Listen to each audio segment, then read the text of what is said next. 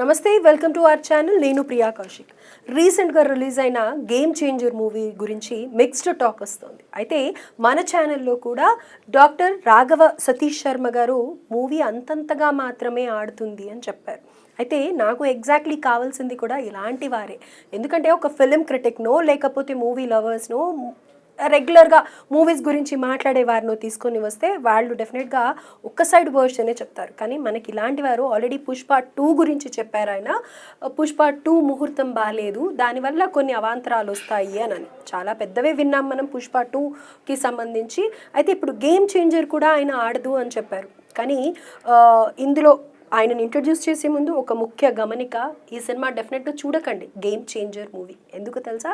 అందులో వల్గారిటీ లేదు, వైలెన్స్ లేదు, ఓకే, అండ్ రొమాన్స్ లేదు, అండ్ నెగటివ్ రోల్ని హైలైట్ చేసి ఎలివేట్ చేసి ఇదే హీరోయిజం అని చూపించే కాన్సెప్ట్స్ లేవు. కాబట్టి దయచేసి ఇలాంటివి చూసేవారు చూడకండి, రైట్? అండ్ ప్రస్తుతం మనతో పాటు మన స్టూడియోలో ఎవరైతే పుష్ప 2 గురించి చెప్పారో వారు డాక్టర్ రాఘవ సతీష్ శర్మ గారు ఉన్నారు. వారితో గేమ్ చేంజర్ మూవీ అంతంత మాత్రమే ఆడుతుందన్నారు కదా, ఏంటి ముఖ్య కారణాలు కనుక్కుందాం. నమస్కారం గురుగారు. శుభాశీస్సులు రా. సో చలో వార్ స్టార్ట్. ఇప్పుడు యుద్ధం మీకేమో, నాకు మాత్రం అది ప్రమోదమే, అంటే ఆనందమే. ఎందుకంటే యుద్ధంలోనే కదమ్మా సైనికుడి యొక్క బలం తెలిసేది. సో మీ ఇలాంటి సైనికులంతా కూడా సమాజ శ్రేయస్సు కోసం పడే ఆరాటం, చేసే పోరాటం ధర్మబద్ధమైనది అని భావిస్తాను. ఆ ధర్మ పోరాటంలో నేను కూడా ఒక సమిధనై అనే భావనతో మీరు అడిగే ప్రతి ప్రశ్నకి నిస్సంకోచంగా, నిర్మోహమాటంగా, ఖచ్చితంగా చెప్పి తీరుతాను. అయితే గేమ్ చేంజర్ మూవీ అంతంత మాత్రమే ఆడుతుందమ్మా అని చెప్పారు మీరు. ఇప్పుడు ప్రస్తుత పరిస్థితులు కూడా అవే. ఎన్నో రాజకీయ మార్క్స్ పడుతున్నాయి, అలాగే నెగటివిటీ కావాలని స్ప్రెడ్ చేసే వాళ్ళు ఎంతో మంది ఉన్నారు. మరి మీరు చెప్పింది నిజమా అని అనే సందేహం కూడా నాకు వచ్చి ఇవాళ పొద్దున అందుకే మిమ్మల్ని రమ్మని కోరాను. అయితే ఓవరాల్గా సినిమా గురించి మీకు కూడా కొన్ని విషయాలు తెలిసే ఉంటాయి. నేను సినిమాలకి చాలా వరకు దూరం అమ్మా. ఒకటి, ఈ సినిమాలు చూసే టైం అసలు నాకు ఉండనే ఉండదు సేవలో తప్ప. అయితే మామూలుగా మొదలు పెట్టేటప్పుడే చెప్తాను, ఇది నాకు మొదటి నుంచి అలవాటు, ఇది ఇట్లా ఉంటుంది ఇలా ఉంటుందని చెప్తాను. నమ్మేవాళ్ళు నా దగ్గరకు వస్తారు, నమ్మని వాళ్ళు వదిలేస్తారు. తర్వాత జరిగినప్పుడు యాజ్ యూజువల్గా నెక్స్ట్ దానికోసం నా దగ్గరకు వస్తారు. ఇది కామనే. అయితే ఇప్పుడు ఈ సినిమా నన్ను అడిగినప్పుడు, ఈ సంక్రాంతి సినిమాల గురించి అడిగినప్పుడు ఇది ఈ సినిమా ఇలా ఉంటుంది, ఈ సినిమా ఇలా ఉంటుంది అని చెప్పడం జరిగింది. ఇది యాజ్ ఈజ్ జరగడంతో ఇప్పుడు నెక్స్ట్ పండగకి వచ్చే, సో ఇప్పుడు ఈ సంక్రాంతికి వచ్చే 3 సినిమాలలో ఒకటి నేను చెప్పిందే జరిగిందని ఇప్పుడు బాలకృష్ణ అభిమానులు, వెంకటేష్ అభిమానులు ఫోన్లు చేసి మెసేజ్లు పెట్టి ఏంటని నేను ముందే చెప్పాను, బాలకృష్ణ యొక్క విధానంలో అఖండమైనటువంటి ఆ విజయాలు ఆయన అందుకుంటూనే ఉంటాడు, అందులో అనుమానం లేదు. ఈ సంక్రాంతికి వస్తున్నాం అనేది సినిమా ఉంది కదా, ఈ సినిమాని ఏంటంటే కొంతమంది మల్టిపుల్ మూవీ స్టోరీస్ అని, సేమ్ ఆల్రెడీ వచ్చింది అని ఇట్లా కొన్ని మాట్లాడుతూ ఉంటారు. కానీ బట్ ఇప్పుడు ఏంటంటే వాటికి ఏ రకమైనటువంటి డోకా లేదు, అబోవ్ యావరేజ్గా వాటి యొక్క రిజల్ట్స్ వస్తాయి. అయితే ఇప్పుడు ఈ గేమ్ చేంజర్ నేను ముందే చెప్పాను అంతంత మాత్రం ఆడదు అని. కానీ నేను యాక్చువల్గా ఏంటంటే ఇప్పుడు అడిగిన ప్రశ్న అలా ఎలా చెప్తారు అని. ఇప్పుడు ఈ రోజుల్లో ఒక మగవాడు నిండుగా కట్టు బొట్టు చీర చక్కగా కట్టుకొని అందంగా తయారయ్యి ముస్తాబయ్యి వస్తే పెద్దగా చూడడు. అదే చక్కగా స్ట్రక్చర్ కనిపించుకుంటూ, తొడలు కనిపించుకుంటూ, బాగా సెక్సీగా రొమాంటిక్గా ఒక అమ్మాయి వచ్చిందనుకో మొత్తం కళ్ళన్నీ అటే పడతాయి. నేను ఓపెన్గా చెప్తున్నా, కళ్ళన్నీ అటే పడతాయి. ఇక్కడ కట్టు బొట్టు, నిండైన ఆడతత్వం, చక్కని అలంకారం ఇవన్నీ ఉన్నాయనుకో, ఎవ్రీబడి ఓకే రైట్ అంటారు. అదే ఇలా వస్తే వేసుకున్న చెప్పుల దగ్గర నుంచి మొదలుపెట్టిన ఆ చూపు వెంటనే వెళ్ళదు, నెమ్మదిగా అన్ని నకసిక పర్యంతం అన్ని భాగాలు చూసుకుంటూ ఆ తర్వాత కళ్ళలో చూస్తారు. ఇది సహజం. అలాగే గేమ్ చేంజర్ అనే సినిమా నేను చూడలేదు, అది చూసి నేను చెప్పగలను. ఏదైతే ఈ పోస్టర్ అంటారు కదా, అది చూసి నేను చెప్పగలను, పాపం మంచికి పోయి చేయి కాల్చుకున్నాడేమోలా అని అనుకున్నా నేను. మంచికి పోయి చేయి కాల్చుకున్నాడు. కొంతమంది ఏంటి ఇది బాగుంది అని చెప్పట్లా, బాలేదు అని చెప్పట్లా, ఏది కొంతమంది యొక్క మాటలు వింటున్నాను నేను. మిక్స్డ్ టాక్ వస్తుంది అంత నిజానికి చెప్తున్నాను కదమ్మా, ఆ సినిమాని కనీసం ఐఏఎస్ ఆఫీసర్లు గనక ఒక ఎగ్జాంపుల్గా తీసుకుంటే, ఒక సినిమాలో ఒక ఐఏఎస్ ఆఫీసరు, ఒక్క ఐఏఎస్ ఆఫీసర్ ఇలా ఉన్నాడు, రాష్ట్ర ప్రభుత్వంలో ఉన్న ఐఏఎస్ ఆఫీసర్లు అందరూ అలా ఉంటే రాష్ట్రం సుభిక్షంగా ఉంటుంది. నేను కథ సినిమా చూడాల్సిన అవసరం నాకు లేదు, కొన్ని మీకు తెలిసిన నాకు అవసరమే లేదు. ఆ సినిమా నిడివి ఎంత ఉంది, ఎన్ని అడుగులు ఉంది, ఎన్ని సీన్లు చేయగలిగారు అనేది ఇతమిద్దంగా నేను చెప్పేయగలను. ఇలా ఎన్నో చెప్పాను ఆల్రెడీ కూడా. నేను ఏదో సరదాగా మాట్లాడుతున్న మాట కాదమ్మా. ఆ సినిమాకి సంబంధించినంత వరకు, అది చూసినంత వరకు, ఓహో ఇది ఇదే, ఎరా ఇది ఇదేనా అని అడిగా. మీకు సినిమా కూడా అవసరం లేదని నన్ను కొంచెం ఆట పట్టించిన వాళ్ళు కూడా ఉన్నారు. కానీ ఒక్కటి గుర్తుపెట్టుకోమ్మా, ఇప్పుడు నువ్వు పుష్ప సినిమా ఆడింది, ఇది ఆడలేదు. పుష్పలో చూపించినటువంటి కంటెంట్ ఏదైతే ఉందో అది జనానికి క్యాచీగా ఉంటుంది.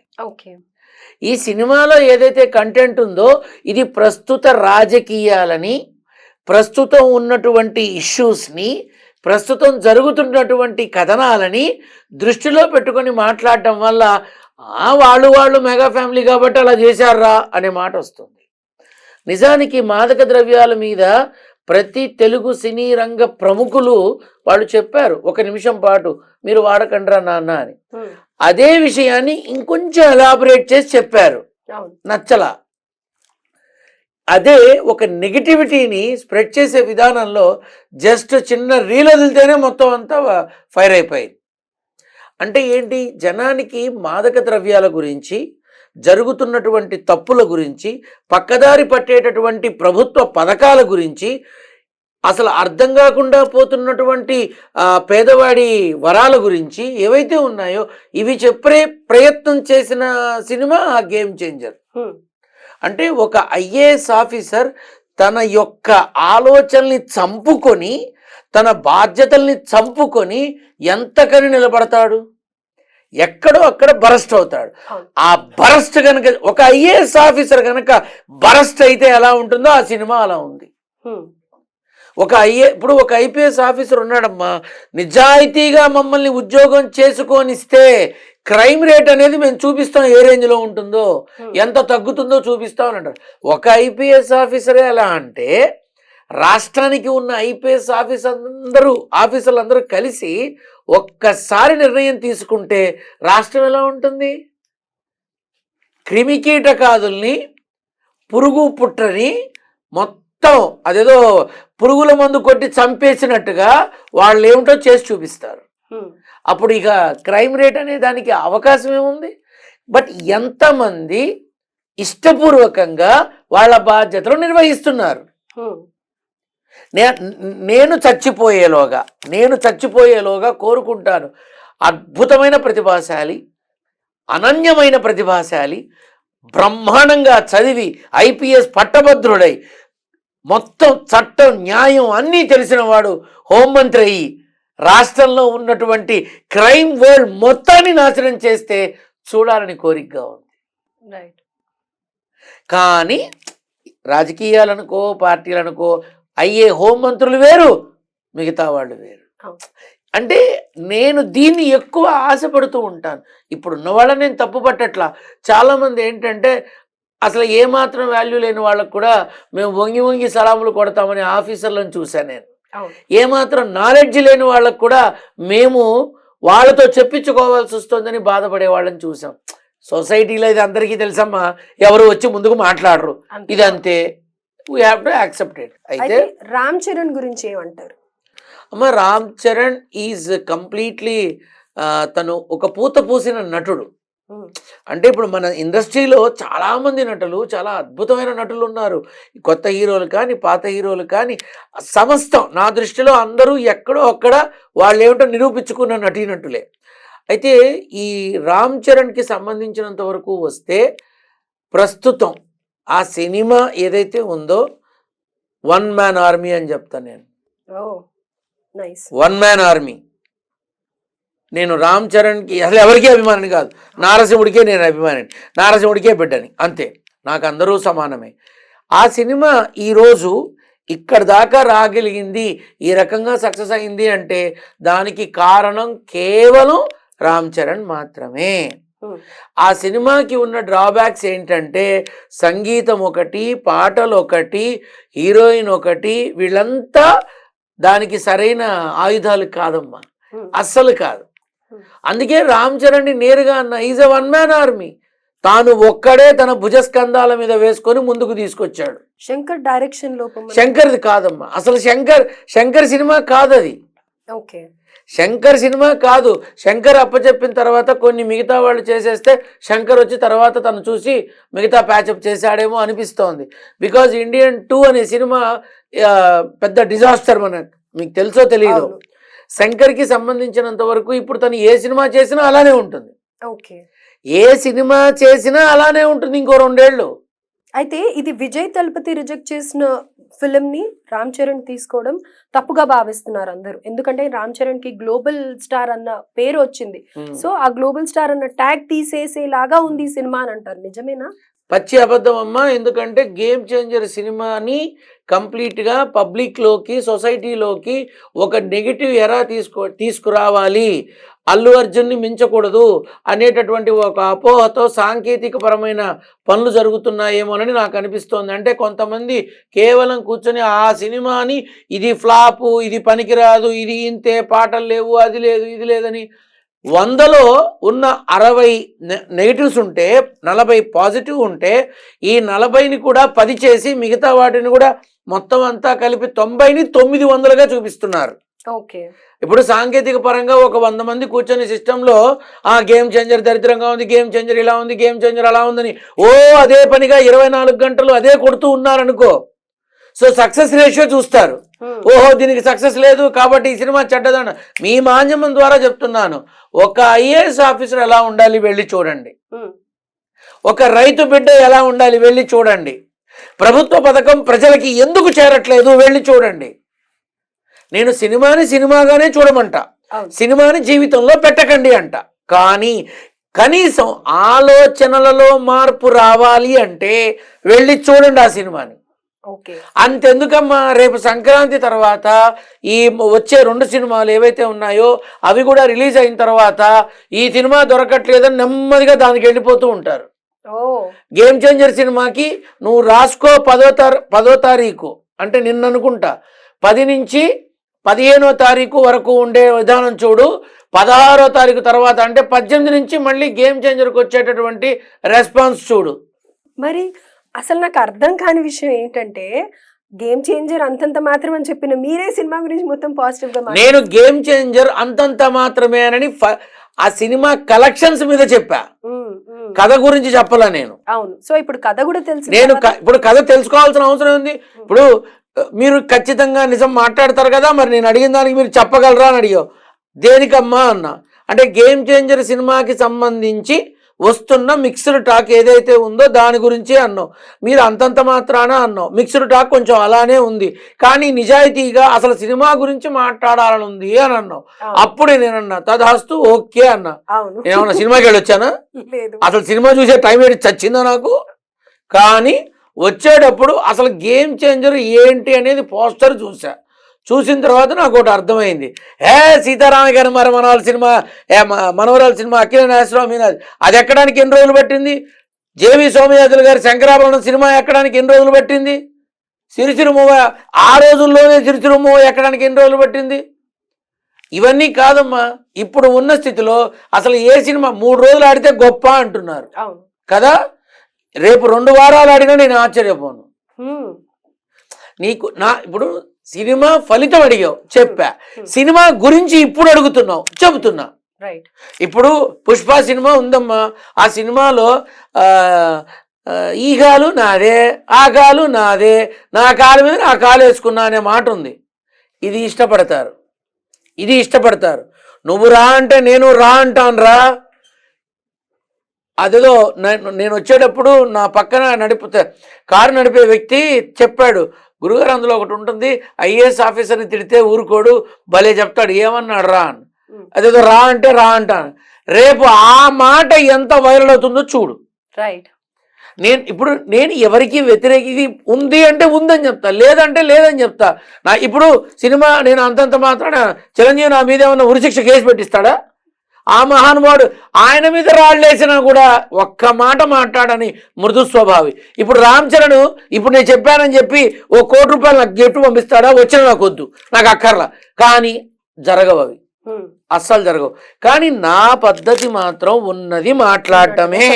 రైట్. ఆ రోజు సినిమా ఫలితం గురించి అడిగావు, అమ్మ ఇది ప్రస్తుతం అంత మాత్రాన ఇలానే ఉంటుంది, సంక్రాంతి పోయాక చూద్దామని అన్నా. ఇప్పుడు సినిమాలో ఉన్న భాగం గురించి మాట్లాడమన్నావు, నేను భయపడకుండా మాట్లాడతానన్నా. ఎందుకని?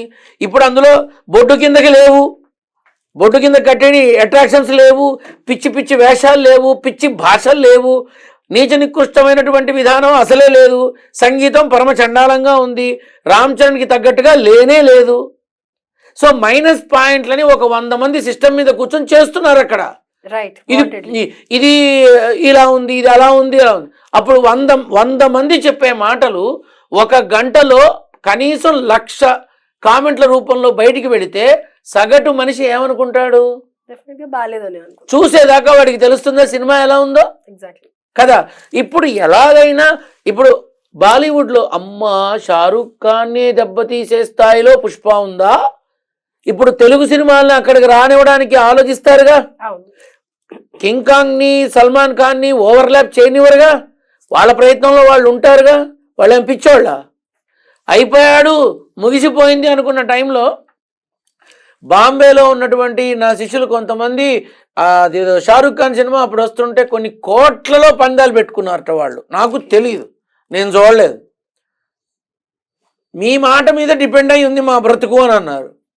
మీరు నా మీద నమ్మకంతో అడుగుతున్నారు కదా, ఇప్పుడు మీరు ఏదైతే ఆ సినిమా మీద పెట్టారో దానికి కనీసం మినిమంగా ఒక 25-30% పెంచుకుంటారా అన్న. జవాన్ సినిమా ఓకే 10 కోట్లు పెడితే దగ్గర వాళ్ళకి 45-50 కోట్లు వచ్చింది. అలా ఆలోచిస్తారు జనాలు. సో ఇప్పుడు కూడా ఈ సినిమాకి సంబంధించి ఏదైతే నువ్వు చెప్తున్నావో గేమ్ చేంజర్ అనే సినిమా చూస్తే తప్ప అర్థం కాదు. ఈ క్లిప్పింగ్లు ట్రైలర్లు ఇవి చూస్తే అర్థం కాదు, ఆ సినిమా అస్సలు అర్థం కాదు. ఇప్పుడు సొసైటీకి హింస కావాలి, ఎక్స్పోజింగ్ కావాలి, ఇవి కావాలి, అవి కావాలి, అవి ఉంటేనే చూస్తారు. ఇది తప్పు. మంచిగా ఉన్న ఆడిన సినిమాలు మన సినిమా రంగం వాళ్ళు ఎన్నో చేశారు. రైట్. సో ఒక మెసేజ్ ఓరియంటెడ్ మూవీ కావాలి అని అంటే కనుక చాలా కష్టంగా ఉన్న ఈ రోజుల్లో ఎంతో అద్భుతమైన మూవీ తెరకెక్కించారు. డెఫినెట్గా ఈ మూవీని థియేటర్లోనే వెళ్ళి చూడాలి. ఆయన చెప్పింది ఇంతకుముందు అసలు అయితే ఓవరాల్గా మీరు చెప్పిన దాన్ని బట్టి సినిమా ఓకే బాగుంది అని చెప్తున్నారు, కానీ ఇక్కడ గేమ్ చేంజర్ అనే మూవీ రామ్ చరణ్ కి ప్లస్ అవుతుందా మైనస్ అవుతుందా? అవార్డు తీసుకురాబోతోంది. ఓ నేషనల్ అవార్డు ఎక్స్పెక్ట్ చేయొచ్చు, తప్పేం లేదు. ఎందుకంటే ఒకే మూసలో ఒకే విధంగా ఒకేలాగా చేసుకుంటూ వెళ్ళినప్పుడు అంత చక్కటి గుర్తింపు వచ్చింది. అలాంటప్పుడు ఒకే మనిషి అద్భుతమైన విధంగా డిఫరెంట్ యాంగిల్స్లో డిఫరెంట్ రోల్స్ ప్లే చేస్తూ తనలో ఉన్నటువంటి ఒక అద్భుతమైన కళా కోవిదుని అంటే నటుణ్ణి బయటికి తీసుకొచ్చి ఒక రైతుగా, ఒక ఐఏఎస్ ఆఫీసర్గా, ఒక నిజమైన మనిషిగా అంత అద్భుతంగా చూపించాడు. ఎందుకు రాదు అవార్డు రాకపోతే అవార్డు సిగ్గుపడాలి. ఆ అవార్డు సిగ్గుపడాలి. ఎందుకని? RRRలో చూసాం కదా, దాన్ని మించిన నటనా కౌశలాన్ని ఇందులో చూపించాడు. ఇప్పుడు మన పుష్ప సినిమాలో అల్లు అర్జున్ ఒక మోతాదులో ఆ యాస, ఆ విధానం, ఆ నటన అంటే ఒకే స్కేల్లో వెళ్ళింది. చాలా అద్భుతంగా చేశాడు, నటన చాలా అద్భుతంగా చేశాడు. He got a national award. దానికే అనుకుంటా నేషనల్ అవార్డు వచ్చింది. ఇప్పుడు ఈ సినిమాలో రంగస్థలం మూవీలో హీరో చెవిటివాడు అన్న ఒక కాన్సెప్ట్లో పక్కన పెట్టారేమో. అంటే హీరోని చెవిటివాడుగా చూశారు అంటే జ్యూరీ కమిటీకి చెవులు లేవని నాకు అర్థమైంది. ఏమ్మా సరే, ఇప్పుడు నేను ఇందులో చూస్తున్నాను ఈ సినిమాలో తన హావభావ ప్రకటనలో, తన ప్రణాళికలో, తన నటన కౌశలంలో 3 భాగాలుగా అంటే 3 రూపాలుగా తనలో ఆ బాడీ లాంగ్వేజ్లో కానీ, ఆ మాట తీరులో కానీ, అదే ఆ ముఖ వచ్చెస్లో కానీ తను ఏదైతే చూపించాడో అటువంటి వాడికి ఇవ్వాలమ్మా. అటువంటి నటనకి, అటువంటి ఆ కథా నాయకుడు, ఆ కథకి నాయకుడు ఎవరైతే ఉన్నారో అతనికి ఇవ్వాలి. కాబట్టి నేషనల్ అవార్డు అనేది చాలా చిన్నదేమో అనిపిస్తోంది. కానీ ఇతరత్ర వాళ్ళంతా కూడా ఆల్రెడీ ముందే డిసైడ్ చేసేసుకుంటారు ఖచ్చితంగా ఆయనే అని. బట్ నేను చెప్తున్నా, రాకపోతే అవార్డు సిగ్గుపడాలి. ఎందుకు అంటే ఐ రియల్లీ అప్రిషియేట్ ఒక చక్కని విధానంలో. కనీసం ఆ సినిమా చూసి అందరూ అక్కర్లా, ఇద్దరు మారిన ఐఏఎస్ ఆఫీసర్లు నిజంగా ఆ సినిమాకి ఆస్కార్ అవార్డు వచ్చినంత ఆనందపడతా నేను. కాబట్టి it is a very biggest plus point. ఆనాడు ఒక అద్భుతమైన సంగీత సాహిత్యాలు, చక్కని కథాంశంతో, ప్రేమ అనేటటువంటి పదంతో జీవితంలో ఏ రకమైన నిజాయితీ ఉండాలి ప్రేమలో అని చూపించిన అదే రామ్ చరణ్ ఆరెంజ్ మూవీ ఏదైతే ఉందో, ఈ రోజుకి నేను ఆ సినిమా పాటలు వింటూ ఉంటా డ్రైవింగ్ చేసేటప్పుడు. అది ఏదైతే మిస్ అయ్యారో ఇది మిస్ అవ్వకండి. ఆ రోజు ప్రేమ గురించి చూపించాడు, ఆ రోజు బంధాల గురించి చూపించాడు, కనీసం మీ భార్యతో నిజాయితీగా ఉండండి అని చూపించాడు. అది ఎక్కలా.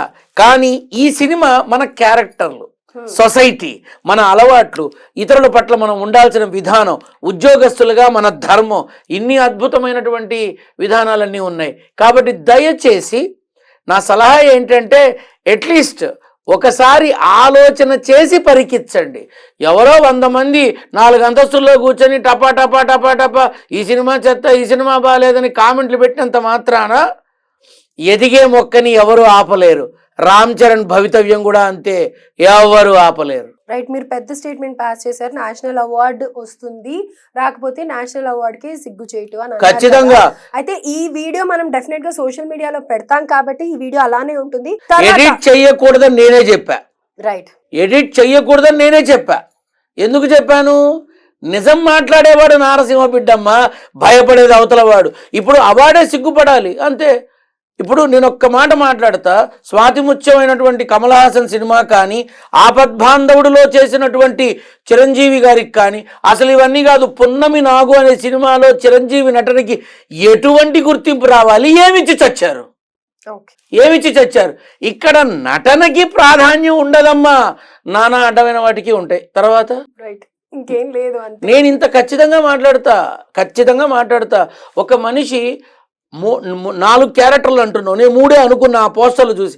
4 క్యారెక్టర్లకి తగిన విధంగా తన ఆహార్యాన్ని, తన హావభావాల్ని, తన డైలాగ్ డెలివరీని, తన బాడీ లాంగ్వేజ్ని ఇన్ని మార్చుకుంటూ చేయడం అంటే ఎంత కష్టంతో కూడిన పనమ్మా. అంత కష్టంతో చేసి ఆ సినిమాలో అందరినీ మెప్పించే విధంగా నటించడం అంటే ఎంత కష్టమమ్మా. అటువంటి కష్టానికి తగ్గ ఫలితం రానప్పుడు ఎందుకమ్మా ఏడవడానికా? కాబట్టి ఇది ఒక చక్కని సందేశాత్మక చిత్రం, హీరో చిత్రం అనను, సందేశాత్మక చిత్రం. మోసింది మాత్రం ఒక్క భుజమే. రైట్, అలాగే మీరు ఇంకొకటి కూడా చెప్పారు ఇంపార్టెంట్, 16th తర్వాత గ్రాఫ్ మారిపోతుంది, 18th తర్వాత గ్రాఫ్ మారిపోతుంది అని. ఖచ్చితంగా ఆ సినిమాకి సంబంధించిన క్రిటిక్సే అద్భుతంగా రాస్తారు. ఆ క్రిటిక్సేనా పదం, అదేదో సినిమా వాళ్ళని వాళ్ళే సమాజానికి ఉపయోగపడే విధంగా ఈ సినిమా ఉంది. ఈవెన్ సీఎం గారు కూడా మాదక ద్రవ్యాలు తగ్గించాలి అని చెప్పేసి అనౌన్స్ చేశారు, సినిమా వాళ్ళతో చెప్పించారు, స్పోర్ట్స్ పీపుల్తో చెప్పించారు కదా. ఇవన్నీ ఈ సినిమా ద్వారా తెలియపరిచారు ఒక రకంగా. కాబట్టి ఈ సినిమాలో ఉన్నటువంటి చక్కని కంటెంట్ని అందరూ గ్రహించాలని మీ సినీ విమర్శకులు. Right, thank you so much గురువు గారు. శుభాశీస్సులు నాన్న.